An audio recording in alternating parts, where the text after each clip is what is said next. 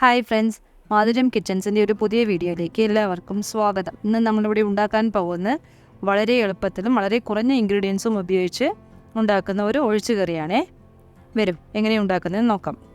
ഞാൻ ഒരു പാൻ വെച്ചിട്ടുണ്ട്. അതിൽ ചൂടായതിനു ശേഷം 2 ടേബിൾ സ്പൂൺ വെളിച്ചെണ്ണ ഒഴിച്ചു കൊടുത്തിട്ടുണ്ട്.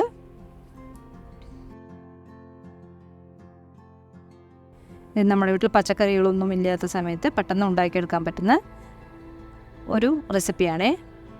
അതിലേക്ക് കുറച്ച് കടുക്, കുറച്ച് ജീരകം,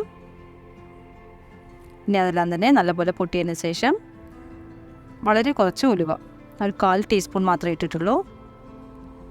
അതൊന്ന് ഫ്രൈ ആയതിനു ശേഷം 2 ചുവന്ന മുളക്, കുറച്ച് കറിവേപ്പില.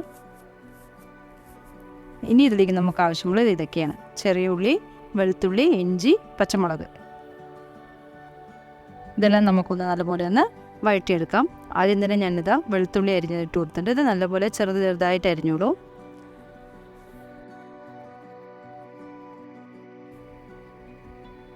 ഇതിൻ്റെ അളവെല്ലാം ഞാൻ സ്ക്രീനിലും ഡിസ്ക്രിപ്ഷനിലും കൊടുത്തിട്ടുണ്ട്, നോക്കണേ. ഇതാ പച്ചമുളക്. ഈ പച്ചമുളക് നമ്മൾ എരിവിനനുസരിച്ച് ഇട്ട് കൊടുത്തോളൂ. എന്ന് വെച്ചാൽ നമ്മളിതിൽ പൊടികളൊന്നും തന്നെ ചേർത്തുന്നില്ല, അതുകൊണ്ടാണ്. ഇത് ഇഞ്ചി, അതും വേണ്ടതിന് ശേഷം ഇതാ നമ്മൾ ചെറിയ ഉള്ളി നല്ല പൊടിയായി അരിഞ്ഞ് വെച്ചിട്ടുണ്ട്. അതും തന്നെ അതിലേക്കിട്ട് നല്ലപോലെ ഒന്ന് വഴറ്റി കൊടുക്കാം. നോക്കൂ, എല്ലാം നല്ല വഴണ്ട് വന്നിട്ടുണ്ട്. അതിലേക്ക് കുറച്ച് മഞ്ഞൾപ്പൊടി ഇട്ട്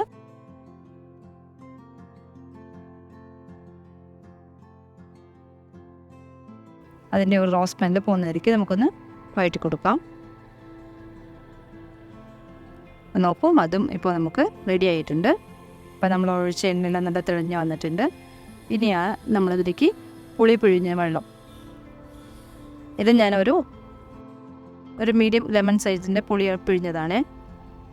ഇനി നമുക്കതിന് ആവശ്യത്തിനുള്ള വെള്ളം കൂടി ചേർത്തി ഇതിന് ആവശ്യത്തിന് ഉപ്പ് ഇട്ട് നല്ലപോലെ ഒന്ന് പുളി വെന്ത് വരുന്ന വരെ തിളപ്പിച്ചെടുക്കണം. നോക്കൂ, നമ്മൾ ഒഴിച്ച പുളി വെള്ളം നല്ലപോലെ തിളച്ച് അവിടെ റെഡി ആയിട്ടുണ്ട്. നമ്മൾ ഒഴിച്ച എണ്ണയെല്ലാം നോക്കൂ, തെളിഞ്ഞ് വന്നിട്ടുണ്ട്. നമ്മുടെ ഈ ഒഴിച്ച കറി ഇവിടെ റെഡി ആയിട്ടുണ്ട്. ഈ റെസിപ്പി എല്ലാവരും ഒന്ന് ട്രൈ ചെയ്ത് നോക്കി അതിൻ്റെ അഭിപ്രായം കമൻറ്റിലൂടെ അറിയിക്കണേ. Thanks for watching.